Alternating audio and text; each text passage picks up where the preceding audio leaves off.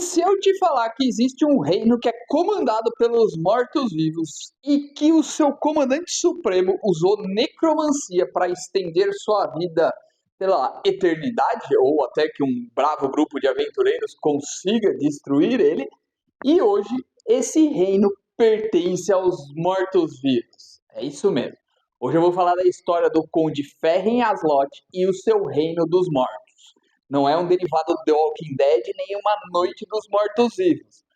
Mas eu vou contar tudo que é da história e como que esse reino surgiu. Chegou agora? Rola a iniciativa então!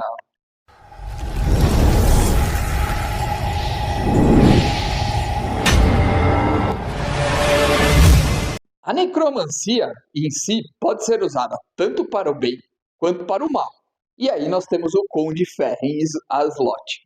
Simplesmente assim, ele não entra nem numa categoria nem na outra. O que ele fez lá foi de um tamanho, não dá nem para classificar como maldade.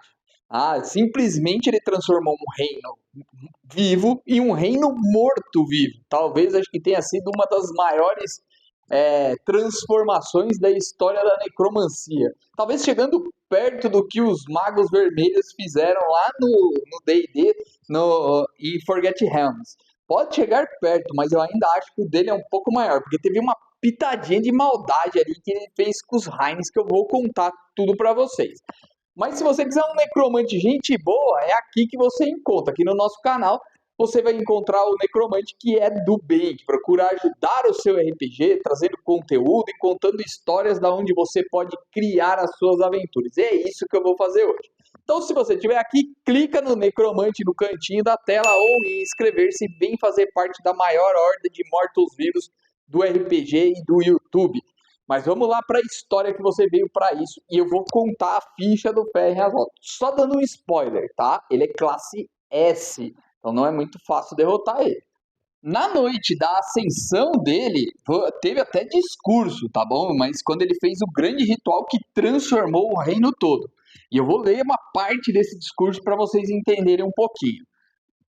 Não demais, queridos filhos, o que estou prestes a vos presentear será entendido pela mente de poucos, mas sentido pelo coração de todos que têm em si a semente de nosso reino.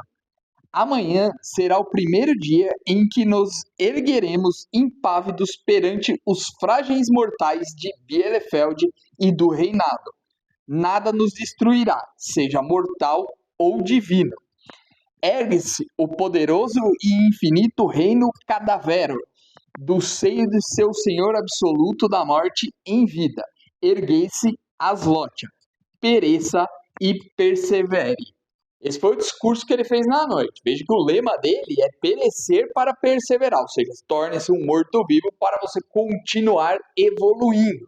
Mas essa parte da história já é um pouco próxima do final, e para isso a gente precisa voltar no tempo para poder contar como tudo isso surgiu e como o Conde Ferren se tornou essa figura tão poderosa do cenário. Então vamos dar uma rebobinada do tempo para você poder conferir isso.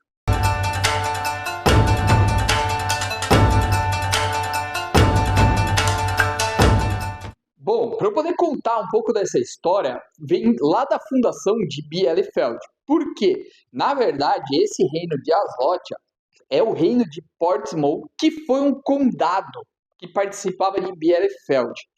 E como que surgiu isso?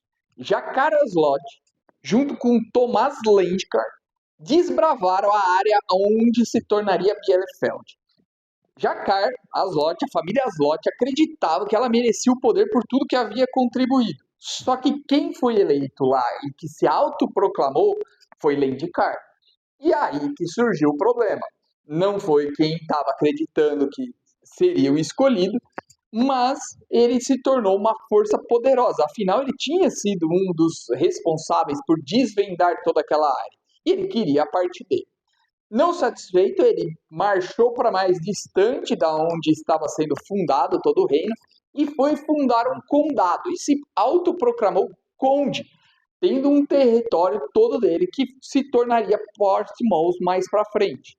Não deixou de ser esse condado, ele não era ainda separado, né, de Bielefeld, ele fazia parte, ele respondia ao rei, mas ele possuía um poder, pois ele havia trazido alguns nobres que não estavam satisfeitos, um certo poderio veio junto com ele. E com isso ele envenenou a mente de cada um desses para que ficasse do lado dele, criando uma força e um exército respeitado. Então o que ocorria era aquela boa vizinhança. Eu não te incomodo, mas você também não me incomoda nesse momento. Mas ele mandava do jeito que queria lá dentro do seu condado, até mesmo desafiando uma série de regras que existia por parte de Belefeld. E aí Lendkar resolveu mirar o seu exército para o lado de Kubar e entrou em conflito com a nação insular.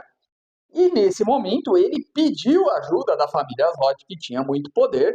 Lógico, ele queria trazer todos os seus subordinados para a guerra. Só que a família Aslot resolveu não apoiar ele na guerra e ficou lá no condado. Com medo de ter um combate em duas frentes, Lendkar achou melhor manter o confronto apenas com Kubar. Diz que a família Aslot tinha informações para não se envolver, talvez com medo do dragão rei Bentos, conforme foi a grande derrota que teve, ou até mesmo prevendo uma morte de Thomas, talvez, nesse conflito. Alguns dizem que talvez tenha tido algumas informações vindo da família Aslot para Kubar, para facilitar aí a derrota final e com isso até mesmo a morte de Lendkar, que seria um dos pontos chaves de virada para a família nesse jogo político. Com a morte de Lendkar, sem herdeiros, ficou um vácuo no poder de Bielefeld. E foi nessa hora que ele acreditou que ele seria o escolhido. Só que novamente ele não foi o escolhido, a família Jansky acabou sendo o escolhido e foi criada toda uma sucessão hierárquica. E com isso, essa nova sucessão hierárquica deixava claro que a família Aslot nunca ascenderia ao poder de Bielefeld. E foi nesse momento que eles resolveram romper com Bielefeld e começaram a praticar o seu plano para separar de Bielefeld. Não num confronto direto, afinal eles eram inteligentes e gostariam de criar uma estratégia onde eles poderiam ganhar com o mínimo de percas possível. Se você estiver gostando desse tipo de conteúdo, deixa um like aqui pra gente entender que esse tipo de conteúdo agrega para sua mesa e com isso a gente produz mais coisa. Mas vamos lá, ainda vou chegar no Conde Ferro, ainda não é a hora dele, tá bom, galera? Mas vai valer a pena. A gente tem o sucessor dele, o Conde Brondor Aslot, que acabou assumindo e ele não era de um confronto direto, ele gostava da intriga, ele gostava de criar toda uma estratégia, e foi nesse ponto que ele criou uma estratégia para fortalecer o condado dele, para poder, caso tivesse um confronto, ele ter forças para enfrentar a cavalaria de Bielefeld. E o que ele fez? Primeiro de tudo, ele procurou atrair pessoas interessadas que não concordavam com a ideia de Bielefeld. Então ele foi mudando tudo que era falado lá, ele falava diferente aqui. Ele era contra, por exemplo, impostos muito altos, coisa que atraía a população mais pobre, porque falava que quem não usa cavalaria não deveria pagar pelos reparos de suas armaduras. Então ele procurava atrair essa massa da população que não estava contente para o lado dele. E ele também procurou reforçar muito os mercenários. Então ele teria um grupo forte de mercenários que poderiam ajudar a defender o reino, principalmente num confronto no seu próprio território, que era o mais provável, caso eles declarassem independência ou algo desse tipo. Não foi ainda nesse momento que se criou a independência, pois os planos eram tanto quanto lentos e o tempo jogava contra a família Aslot. Aí os anos iam se passando e ele ia ficando cada vez mais velho e falecendo. Até que o filho dele assumiu, mas não fez nada demais. Era um cara mais pacífico, mais tranquilo. A única coisa que ele fez foi manter o que o pai fez. E nesse caso nós estamos falando de Talir, que procurou fazer uma época mais pacífica. E ele é pai de Ferry. Quando Ferry nasce, ele vive numa época mais pacífica, onde ele tem a chance de se preparar mais e com isso, com estudos, ele poder, já quando assumir o reino, mesmo muito jovem, ele já era considerado um velho. Na verdade, até mesmo um velho abutre era o apelido dele. Em 1389, a gente tem o primeiro ataque de baixos nobres e de uma parte da população contra cavaleiros de Bielefeld próximos à cidade de Cambur.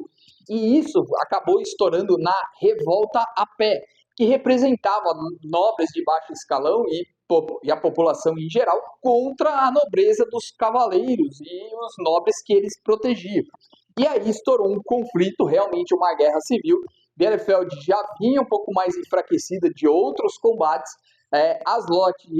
Portsmouth havia já se reforçado, preparado a estratégia, e com isso o combate era dentro do seu campo de batalha, até que Ferren consegue o que ninguém mais da sua geração conseguiu, da sua família conseguiu: a independência de Portsmouth, se tornando um reino, deixando de ser um condado. Mas ele, seja por acaso ou seja por orgulho, nunca abandonou o título de conde, ele sempre manteve esse nome, apesar dele ser o comandante supremo do reino, sem conversas ainda. O conde queria dominar e ele foi anexando até algumas partes, e até mesmo ele olhou para os reinos dos Haines, Rogari, mas nunca conseguiu anexar, de olho na sua produção de fumo, que era muito importante no reinado e que gerava muitas riquezas. Mas ele foi cobrando cada vez mais taxas aí dos Haines para, com isso, também fortalecer o seu caixa e com isso fortalecer sua posição política. Mas ele nunca conseguiu dominar o território deles. Então, ele sempre procurando as suas estratégias, mas ele tinha um inimigo que ele não conseguia derrotar, que era o tempo. Apesar de usar poções, pergaminhos, até mesmo itens mágicos que estenderam sua vida por muito tempo, ela não cessava de andar para frente, ela apenas desacelerava. E ele precisava de algo mais poderoso, algo que tornasse ele eterno, por assim dizer. Só que não encontrava nada. E o que ele fez? Eles já perseguiam uma série de magos e começaram a perseguir mais ainda. Todo mundo achava que era apenas por não gostar de magias arcanas, que era isso que era difundido no reino. Mas não, a intenção dele era achar um conhecimento, que ele o que fazia? Prendia esses magos nos seus calabouços e procurava extrair o máximo de informação possível deles, de algo que ele pudesse usar para perpetuar a sua vida o máximo possível ou até mesmo eternamente. Até que num dado momento ele consegue extrair essa informação de uma maga não muito boa da cabeça, por já estar presa e estar sendo com uma recepção nem um pouco calorosa, digamos assim, nos calabouços do castelo, acaba revelando para ele algo. E essa maga se chama Fizar Rumari. Ela simplesmente revela a localização, que existe um tomo que pode fazer com que estenda a vida dele para eterna. Depois disso, essa maga sumiu e, na verdade, o corpo dela foi apenas encontrado numa vala junto com outros magos, foi esquecido aí no tempo, e dentro do reinado ninguém nem mais lembra dela, da existência dela. O tomo se chamava Tomo da Travessia, e com ele pôde fazer um ritual aonde ele se tornou um Arquilinte, ou seja, ele se tornou um morto-vivo que tem vida eterna, tirando algumas pequenas maneiras que dá para se derrotar um Arquilinte, mas com isso ele não tinha mais o confronto do tempo contra ele, e ao mesmo tempo, nesse ritual, ele transformou o reinado inteiro de Portsmouth em Aslot agora, o reino dos mortos-vivos. Dizem que todo mundo aceitou muito bem isso nesse plano, ele fez até um discurso, mas existem outras pessoas que dizem que quando essa notícia se espalhou, alguns tentaram fugir. Muitos não conseguiram e outros que conseguiram são perseguidos até hoje em outros locais do reino por agentes especiais aí a serviço do conde. Não se é muito claro se isso mesmo ocorreu, essa história diz que foi tudo bonito e tudo lindo, mas não foi na medida do possível também, porque a gente estava transformando um reino inteiro em mortos-vivos. Só que no meio desse caminho, Rogari, o reino dos Haines, foi junto nessa confusão toda e também acabou se transformando. Diz que até por vingança, por tanto tempo esse confronto por parte dos Haines, hoje a parte de fumo foi totalmente transferida para outro lugar e lá é apenas uma bagunça de um monte de Haine mortos-vivos andando para lá e para cá, como uma vingança por parte do conde pelo desafio que eles fizeram por tantos anos frente ao poderio dele.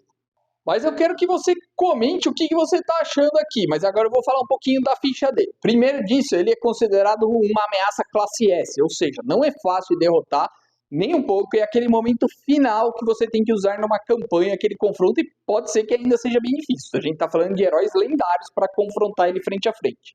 Para você ter uma ideia, ele possui defesa 66, isso já dificulta bastante o acerto, ele possui mais de 200 pontos de vida, ele tem vários poderes arcanos ligados a ele, além de outros poderes, como fazer, por exemplo, perder o movimento se você é afetado por uma magia dele. Ele pode sacrificar um servo dele para não tomar dano. Ele possui movimento de teletransporte. Estou dizendo movimento normal, não é magia. Ele não tem que gastar PM. Ele consegue se teleportar tranquilamente. Ou seja, dificulta bastante qualquer prender ele de qualquer maneira. Fica praticamente impossível, a não ser por magias muito poderosas.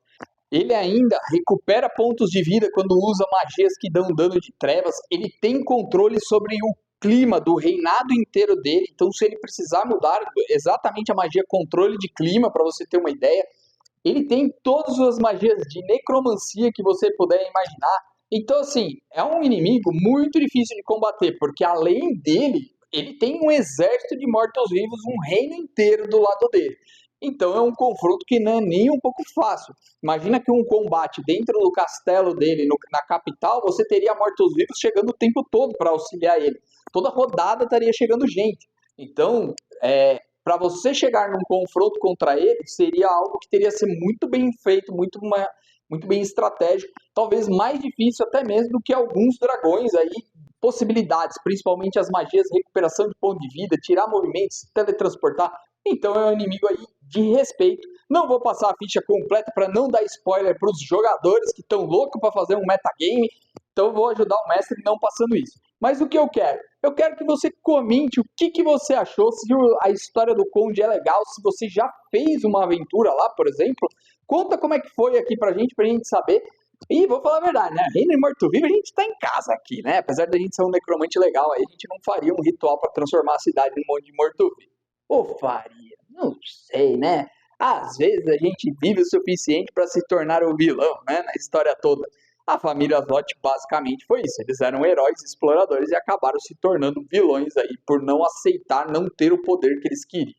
Então, se você ficou até agora no canal e ainda não é inscrito, meu amigo, se inscreve no canal, aciona o sininho, vem fazer parte aqui da Legião de Mortos-Vivos. Só clicar aqui no Necromante que surgiu. Espero que tenham gostado. Até a próxima e que rolem os dados!